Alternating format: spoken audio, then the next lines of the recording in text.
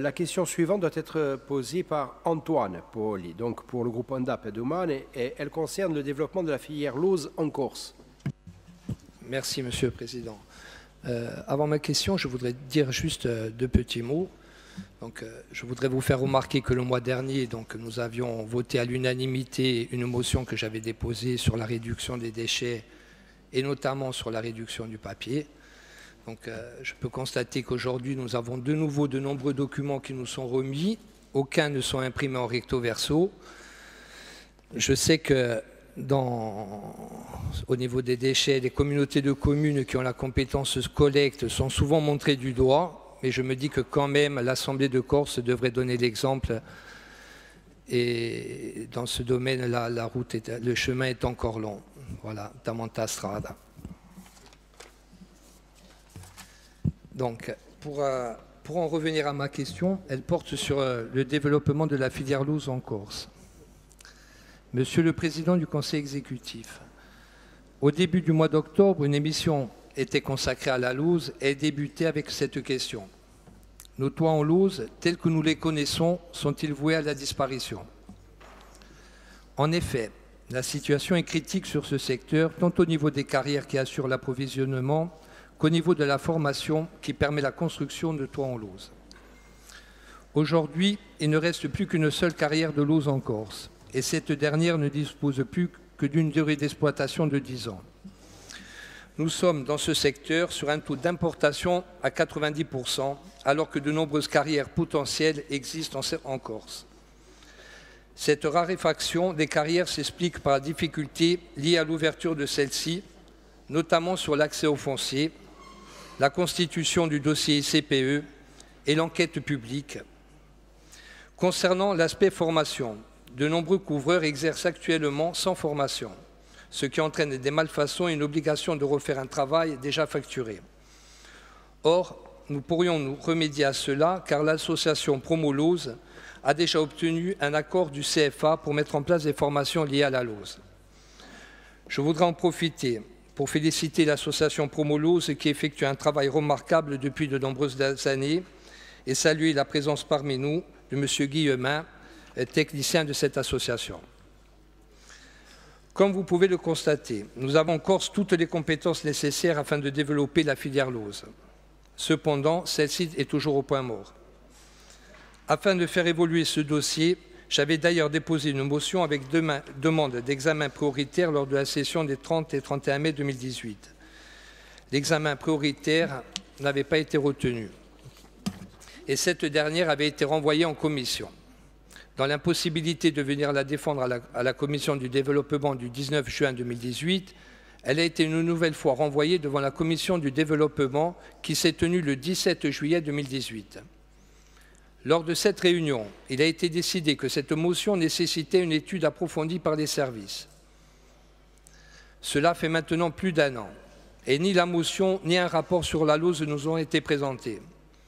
Ce secteur a besoin de réponses rapides, Monsieur le Président. C'est pourquoi je souhaiterais savoir si les services ont commencé à travailler dessus et qu'en est-il de la motion que j'ai déposée il y a maintenant plus d'un an. Je vous remercie. Merci, chers collègues. Une question effectivement très importante. Donc, c'est Jean-Christophe Angelini qui va y répondre. Merci, Monsieur le Président. Chers collègues, merci à Monsieur Paoli pour cette question. J'y réponds non pas simplement au titre de l'ADEC, mais du Conseil exécutif en général, puisque, comme il l'a dit lui-même, cette stratégie lauze dépend du Conseil exécutif de façon générale et de 2 ou 3 conseillers, dirons-nous, en particulier sous l'autorité du Président. Alors, rapidement, quelques éléments factuels et des réponses plus politiques.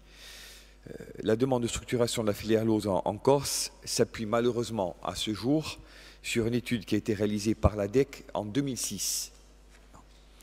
Cette étude mettait en exergue les potentialités de la filière au travers d'une démarche fondée sur un certain nombre d'axes stratégiques que vous connaissez, Monsieur le Conseiller, mais que je rappelle brièvement à notre Assemblée.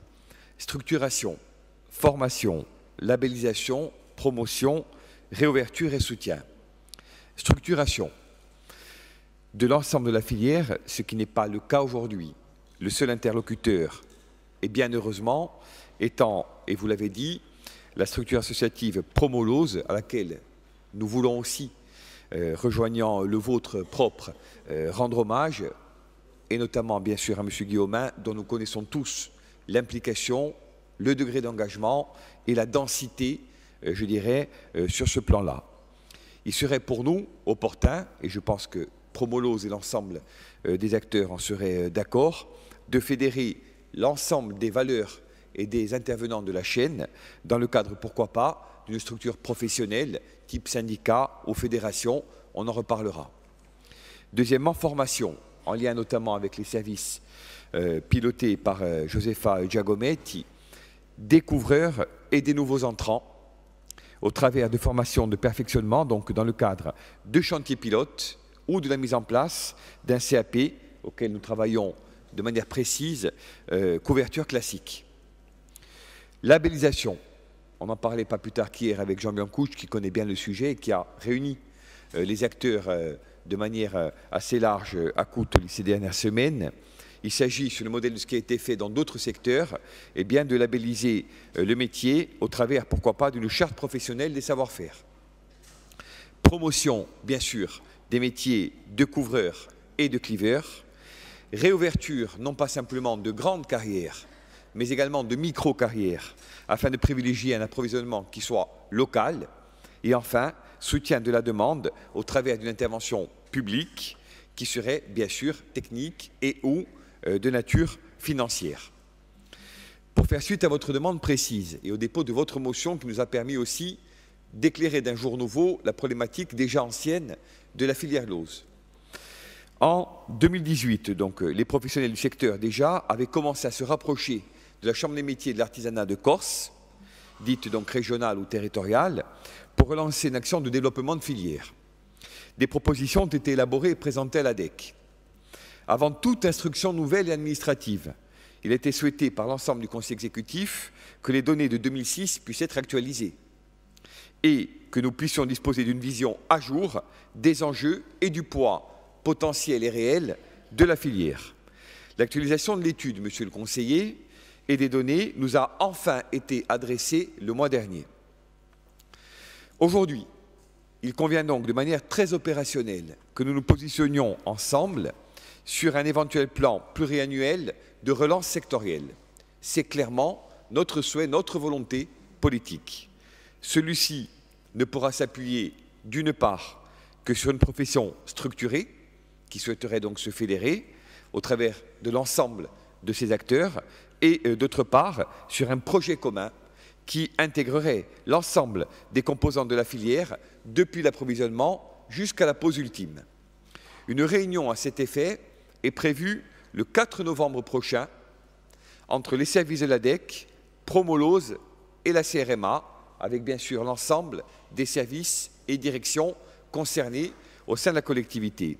Il me paraît souhaitable, au regard notamment de la question que vous venez de poser et dans la mesure bien sûr de vos souhaits et disponibilités, que vous y soyez vous-même conviés, ce qui serait pour nous une plus-value indéniable, ainsi bien sûr dans un souci d'équité et en dépit du fait qu'il s'agit d'une première réunion essentiellement technique, qu'un représentant au moins par groupe de notre Assemblée, de façon à ce que la démarche articule l'Assemblée délibérante et le Conseil exécutif, ainsi bien sûr que celles et ceux qui sont directement intéressés par ce dossier. Nous vous ferons tenir plus précisément les modalités pratiques de cette réunion. J'ajouterai pour conclure, et dans le respect que nous devons aux modalités et aux formalités d'instruction des dossiers, que l'ADEC s'est vue destinataire ces dernières semaines, pour ne pas dire ces derniers jours, d'au moins 2 dossiers d'entreprises stratégiques dans le domaine des carrières, de l'extraction et de la réhabilitation d'un certain nombre de ressources anciennes. On aura l'occasion d'en reparler, mais on assiste, y compris sur le terrain de l'entrepreneuriat privé, à une forme de regain et de relance d'activité dans ce domaine-là. Je vous remercie.